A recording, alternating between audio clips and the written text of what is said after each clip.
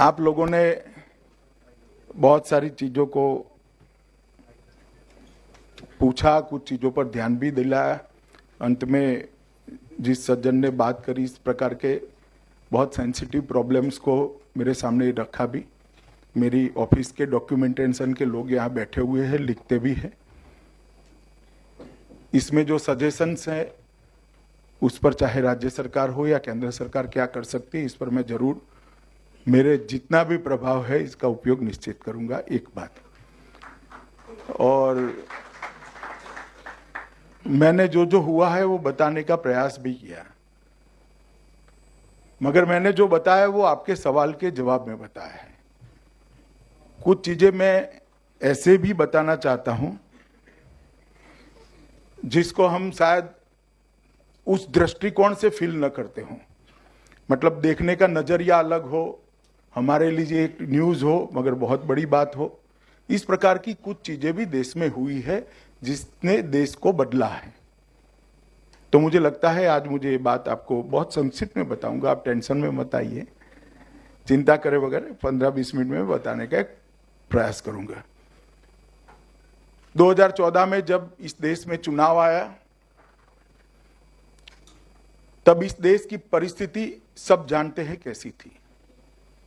एक अजीबोगरीब परिस्थिति थी। पूरा देश इस बात से चिंतित था कि देश किस दिशा में जा रहा है।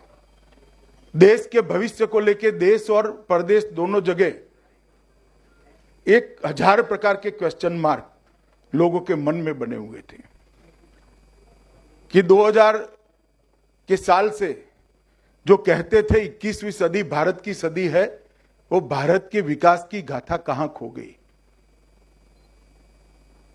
और एक भय का अवतार था कि देश का भविष्य क्या होगा।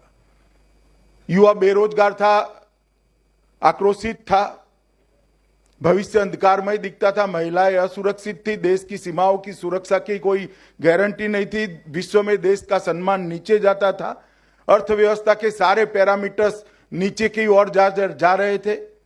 चाहे महंगाई हो, चाहे मुद्रास्फीति हो, चाहे शेयर बाजार हो, चाहे डॉलर का रेट हो, हर जगह पे गिरावट ही गिरावट दिखाई पड़ती थी।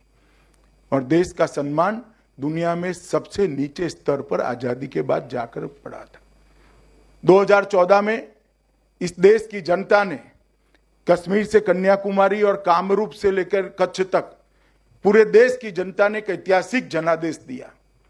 आजादी भी के बाद पहली बार किसी गैर कांग्रेसी राजनीतिक दल को सत्तापूर्ण बहुमत देने का काम किया।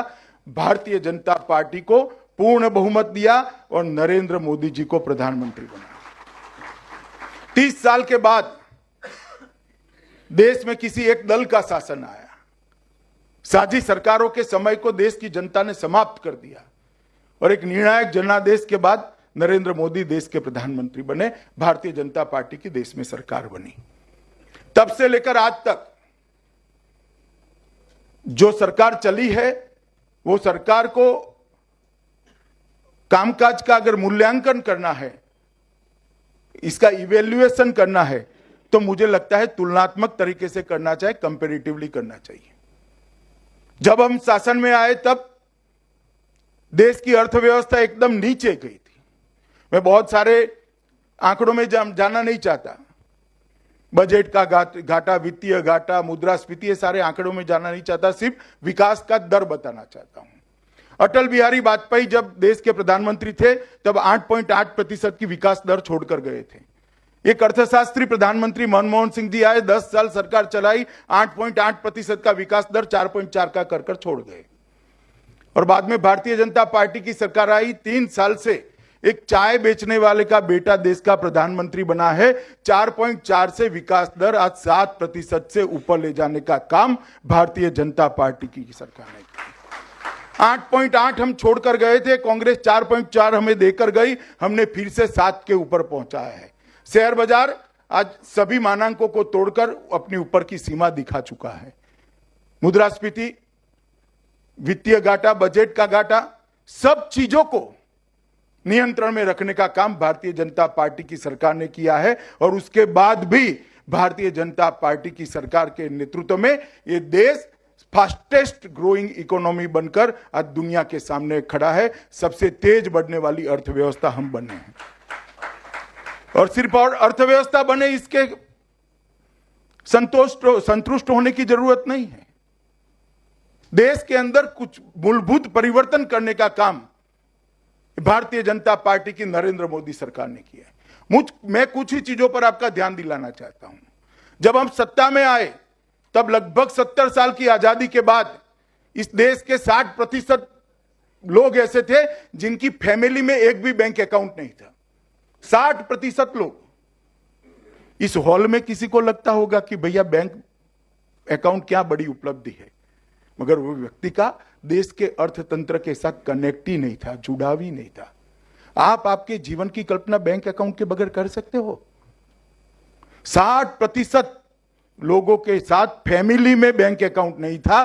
भारतीय जनता पार्टी की सरकार ने तय किया 1.5 साल में 28.7 करोड़ बैंक अकाउंट खोले और आज देश में एक भी परिवार ऐसा नहीं है जिसके पास बैंक अकाउंट नहीं है। और 70 साल की आजादी के बाद एक काम हमारे नसीब में आया था।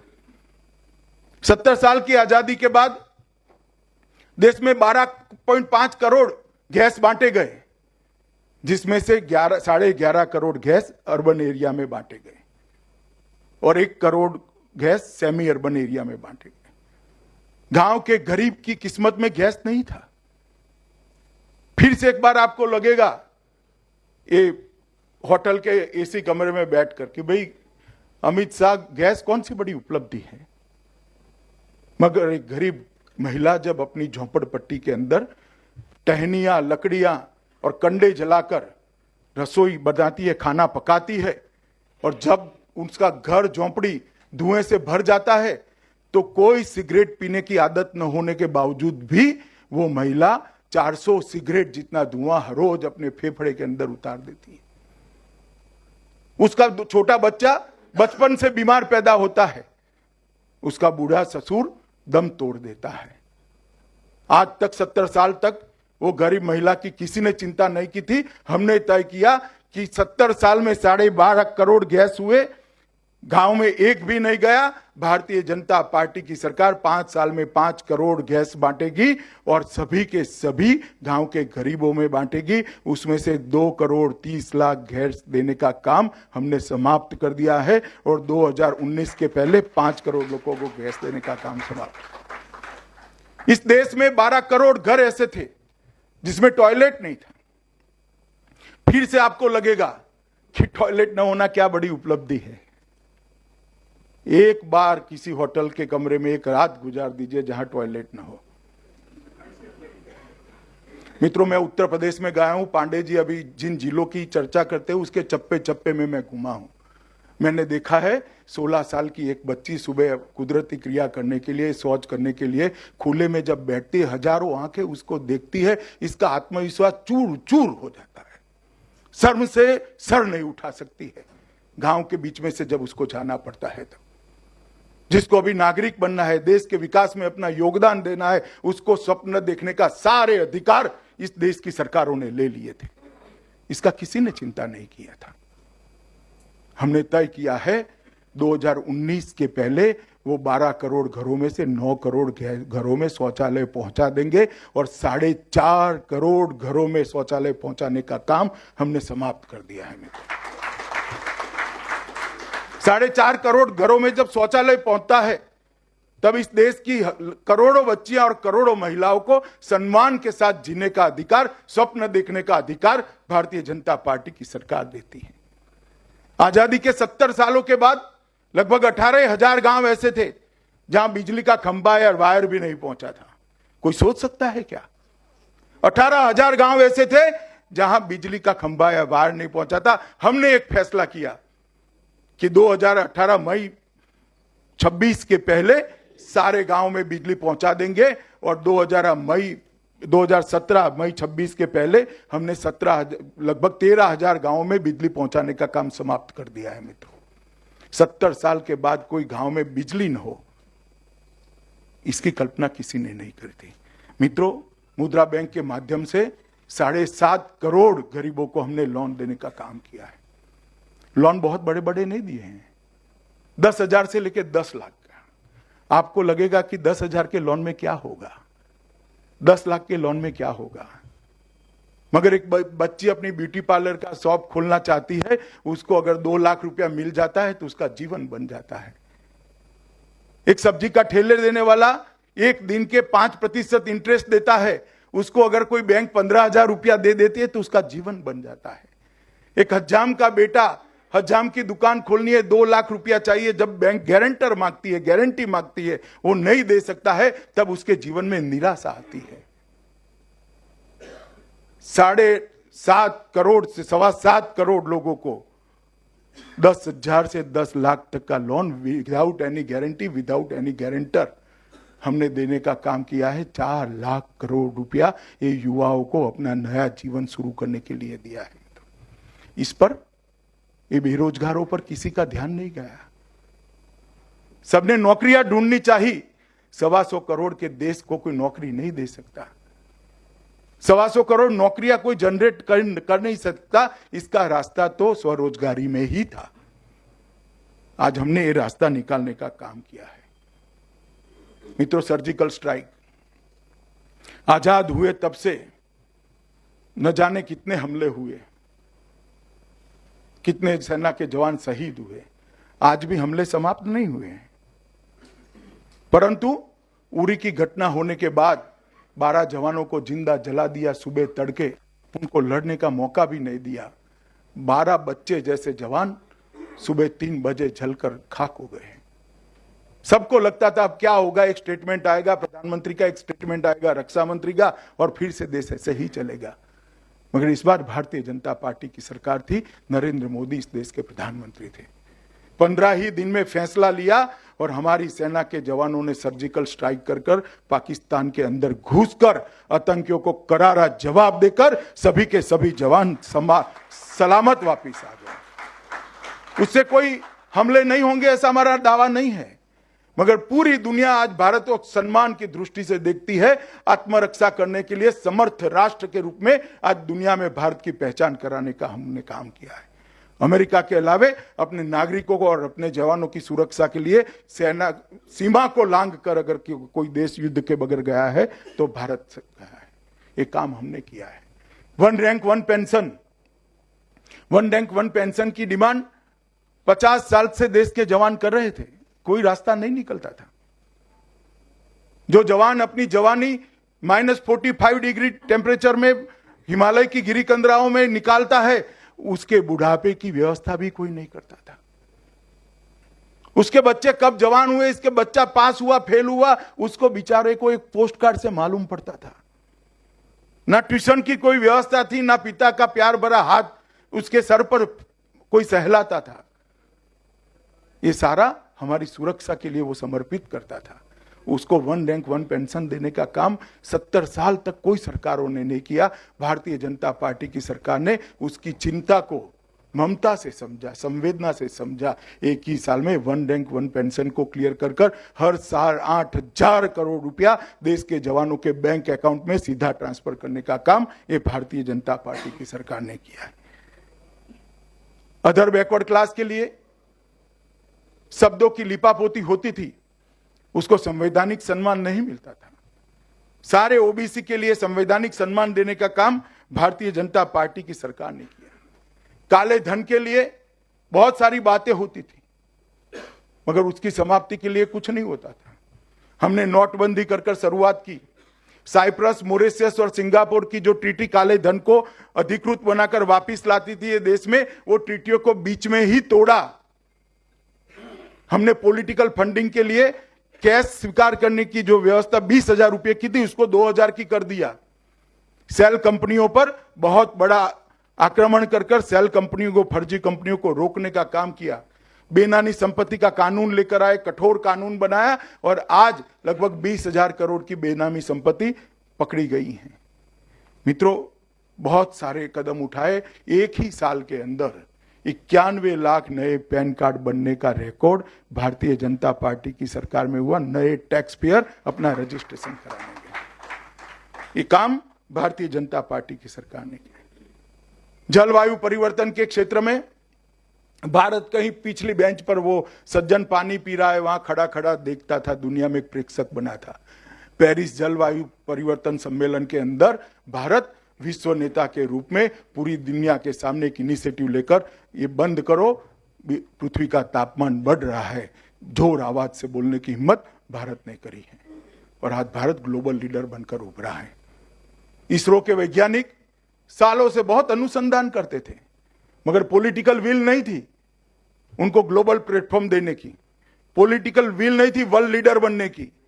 भारतीय जनता पार्टी नरेंद्र मोदी सरकार आने के बाद 3 ही साल के अंदर एक साथ 104 सैटेलाइट अवकाश के अंदर छोड़कर स्थित कर दुनिया में सबसे ज्यादा सैटेलाइट एक साथ छोड़ने का रिकॉर्ड भारत के वैज्ञानिकों ने बनाया और स्पेस की दुनिया में हम सबसे आगे जाकर खड़े हैं। मित्रों, योग दिन, पहली ही मीटिंग में यूएन की जनरल असेंबली के अंदर भारत के प्रधानमंत्री ने योग को भारतीय मनुष्यों का एक अनुसंधान बताकर दवाई बगैर क्या जीवन, मन आत्मा बुद्धि शरीर का मेल, इसका जुड़ाव, ये हमारी योग को दुनिया के सामने रखने का काम किया और अपील करी कि योग दिन मनाया जाए 21 जून को। 170 से ज्यादा देशों ने इसको स्वीकार किया और 21 जून को आज 170 से ज्यादा देश योग दिन मना रहे हैं और हमारा जो विज्ञान था, हमारा जो ज्ञान था, आज पूरी दुनिया के कल्याण के लिए उपयोग में आ रहा है और साथ में हमारी संस्कृति पूरी दुनिया में आज दुनिया का नेतृत्व कर रही है। मित्रों, शत्रु संपत्ति एक्ट भी भारत सरकार लेकर आई है। बहुत सारे ऐसे इनिशिएटिव लिए हैं, बहुत सारी चीजें बताई जा सकती हैं, मगर सबसे बड़ा काम अगर हुआ है तो सोच बदलने का काम हुआ है। देश की सोचने का स्केल बदलने का काम नरेंद्र मोदी सरकार ने किया है। ये देश दुनिया में सर्वोच्च बन सकता है, ये देश दुनिया का नेतृत्व कर सकता है, ये आत्मविश्वास जागरूक करने का काम भारतीय जनता पार्टी की सरकार ने किया है। मित्रों, छोटी बात नहीं है। इस देश में एक भी घर ऐसा ना हो जहां बैंक अकाउंट ना हो, एक भी घर ऐसा ना हो जहां गैस का सिलेंडर ना हो, एक भी घर ऐसा ना हो जहां टॉयलेट ना हो, एक भी घर गांव ऐसा ना हो जहां बिजली ना हो। ये सोच 70 साल तक नदारद थी। ये सोच देश के अंदर शुरू करने का यश अगर कहीं जाता है तो भारतीय जनता पार्टी की नरेंद्र मोदी सरकार को जाता है और किसी को नहीं जाता है। एक मजबूत देश के नाते दुनिया के अंदर अपना परिचय कराने का काम भारतीय जनता पार्टी की सरकार ने किया। हम एक ऐसी सरकार के बाद आए हैं जब मनमोहन सिंह जी इस देश के प्रधानमंत्री थे, एक ऐसी सरकार चलती थी जिसको कहते थे कि पॉलिसी पैरालिसिस हो गया है, नीतिगत बातों में सरकार को लकवा मार गया था। और ऐसे प्रधानमंत्री थे जिसका हर मंत्री अपने आप को प्रधानमंत्री मानता था और प्रधानमंत्री को कोई मंत्री प्रधानमंत्री ही नहीं मानता था। जिसको कुछ बोलना है तो भी 10 जनपद से क्या फोन आया है इस पर निर्भर रहता था और महीनों महीनों तक उनकी आवाज सुनने के लिए देश की जनता बेताब रहती थी। इसकी जगह एक संवेदनशील, एक निर्णायक और एक जवाबदेह नेतृत्व देने का काम भारतीय जनता पार्टी की सरकार ने किया है। आज देश के प्रधानमंत्री दुनिया में कहीं पर भी जाते हैं तो भारत का सम्मान बढ़ाकर वापिस आते हैं। मनमोहन सिंह जी पहले जाते थे, जाकर वापिस आते थे, किसी को मालूम भी नहीं पड़ता था। हाथ में 2 पन्ने लेकर अंग्रेजी के टाइप किए हुए जाते थे, 2 पन्ने पढ़कर वापिस चले आते थे। कभी मलेशिया का पन्ना थाईलैंड में पढ़ दिया जाता था, कभी थाईलैंड का मलेशिया में पढ़ दिया। ये हंसने की बात नहीं, हुआ है ऐसा, मगर आपको मालूम नहीं पड़ेगा क्योंकि कोई जानता ही नहीं था। आज नरेंद्र भाई जाते हैं, अमेरिका जाते हैं, चीन जाते हैं, रशिया जाते हैं, इंग्लैंड जाते हैं, फ्रांस जाते हैं, जापान जाते हैं, भूटान जाते हैं, नेपाल जाते हैं, लंका जाते हैं। हजारों की भीड़ उनके स्वागत में उमड़ती है मित्रों, और मोदी के नारों से एयरपोर्ट गूंज होता है। ये सम्मान नरेंद्र मोदी का नहीं है, ये सम्मान भारतीय जनता पार्टी का नहीं है, ये सम्मान देश की 125 करोड़ की जनता का सम्मान विदेश की धरती पर है। और ये काम भारतीय जनता पार्टी की सरकार ने किया है। देश को 125 करोड़ के लोकतंत्र को, देश को दुनिया में अपना उचित स्थान दिलाने का काम भारतीय जनता पार्टी की सरकार ने किया। मेरा ये दावा नहीं है सभी समस्याओं का समाधान हो गया है, मेरा दावा यह भी नहीं है कि 2019 में आएंगे तब देश में कोई समस्या है भी नहीं होगी। मेरा यह दावा नहीं है कि हमने कोई गलती नहीं करी है, मगर मैं इतना कहना चाहता हूं कि हमने एक नॉन करप्ट गवर्नमेंट दी है। 3 साल तक हमारे विरोधी भी हम पर भ्रष्टाचार का कोई आरोप नहीं लगा सकते। 12 लाख करोड़ के घपले घोटाले भ्रष्टाचार करने वाली सरकार के जाने के बाद एक ऐसी सरकार आई है जो 3 साल से चलती है, जिस पर भ्रष्टाचार का कोई आरोप नहीं है मित्रों। और ये छोटी उपलब्धि नहीं है, ये बहुत बड़ी उपलब्धि है, एक अच्छी शुरुआत है, एक जवाबदेह, एक रिस्पॉन्सिव सरकार है जो हर साल के बाद अपना हिसाब लेके जनता के सामने जाती है, जनता से संवाद करती है और जनता की इच्छा को जानकर अगले साल का एजेंडा बनाती है। बहुत सारे क्षेत्र में बहुत सारे परिवर्तन हुए हैं, मगर सबसे बड़ा परिवर्तन राजनीतिक क्षेत्र में हुआ है। भारतीय जनता पार्टी की सरकार ने परिवारवाद को समाप्त कर दिया है। भारतीय जनता पार्टी की सरकार ने जातिवाद को समाप्त कर दिया है और भारतीय जनता पार्टी की सरकार ने अपीसमेंट की पॉलिटिक्स को भी इस देश की राजनीति से उखाड़ कर फेंक दिया है। ये 3 नासूर हमारी डेमोक्रेसी को लगे हुए थे, परिवारवाद, जातिवाद और तुष्टीकरण, अपीसमेंट। ये तीनों नासूरों से मुक्ति दिलाने का काम ये का है। कोई 4 अखबार हमारे लिए अच्छा कर दे, 2 चैनल हमारे लिए अच्छा कर दे, 2 चैनल बुरा कर दे, 10 अखबार बुरा लिख दे। मैं पार्टी के अध्यक्ष के नाते आपके सामने कितने गुणगान गाऊं, ये सारी चीजों का कोई महत्व नहीं है। डेमोक्रेसी में महत्व है जनादेश का। 2014 के चुनाव होने के बाद जितने भी चुनाव आए, जहां पर भी चुनाव आए, भारतीय जनता पार्टी को इस देश की जनता ने विजयी बनाया है। इस देश के अंदर आज भारतीय जनता पार्टी के 1387 विधायक हैं, 14 सरकारें हैं, 3 सरकारें साथियों की है और देश में 330 सांसद है, पूर्ण बहुमत की सरकार है। इतना बड़ा जनादेश जनता तभी देती है जब जनता की इच्छा के अनुरूप, उनकी अपेक्षाओं के अनुरूप सरकार चलती है। इससे बड़ा सर्टिफिकेट डेमोक्रेसी के अंदर कोई नहीं होता। मित्रों, नरेंद्र मोदी सरकार ने बहुत कुछ किया है, मैं इतने कम समय में बता नहीं सकता, मगर अभी ये कह रहे थे कि 75 स्कीमें बनाई हैं। 75 नहीं, 106 स्कीमें बनाई हैं और 106 स्कीमों की सूची में लेकर आया हूं। मैं पढ़ूंगा जरूर बड़े आवाज से, मगर आपको बीच में लगे कि ठीक चल रहा है भाई देश, तो ताली बजाकर रोक देना, तो मैं चुप हो जाऊंगा, वरना पूरा पढ़ूंगा। तो मैं जोर से पढ़ता हूं। प्रधानमंत्री जनधन योजना, प्रधानमंत्री आवास योजना, सुकन्या समृद्धि योजना, मुद्रा बैंक योजना, जीवन ज्योति बीमा योजना, सुरक्षा बीमा योजना, अटल पेंशन योजना, Adarsh Gram Yojana, make in India, स्वच्छ भारत अभियान, सॉइल हेल्थ कार्ड, अभी 12 तक पहुंचे हैं। ऐसी 106 योजनाएं जिसमें समाज जीवन का कोई सेक्टर कहीं नहीं छूटता। ये योजनाएं आई हैं, जमीन तक पहुंची है और उसका मॉनिटरिंग भी होता है और प्रधानमंत्री स्वयं करते हैं। मित्रों, ये जवाबदेह सरकार है। अंत में मैं सिर्फ गोवा के लिए क्या क्या किया है बहुत नहीं बताना है आपको, 2-4 आंकड़े ही देना चाहता हूं जिससे मालूम पड़े कि सरकार कहां खड़ी है, स्केल क्या हुआ है। हमारे सत्ता में आने के पहले 13th फाइनेंस कमीशन जो यूपीए सरकार के समय में था, उसमें गोवा को share in central tax 3,791 crore मिलता था, 3,791 करोड़।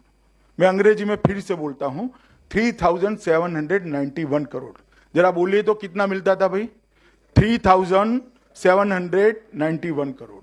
और अब नरेंद्र मोदी सरकार आने के बाद 5 साल में मिलता है 14,940 करोड़ रुपया, 14,940 करोड़ रुपीस। ये स्केल का अंतर है। और लोकल बॉडी ग्रांट जो पहले 18 करोड़ मिलती थी और अब 354 करोड़ मिलती है, 18 करोड़ से इंक्रीज होकर 354 करोड़ रुपया। बहुत सारे ऐसे काम, आप ब्रिज बनते देखते हैं, पोर्ट बनते देखते हैं, फिशरी प्लॉट बन के देखते हैं, डॉक के अंदर काम देखते हैं, 8 लेन रोड देखते हैं, बहुत सारे काम। मेरे पास बहुत लंबी सूची है, समय भी नहीं,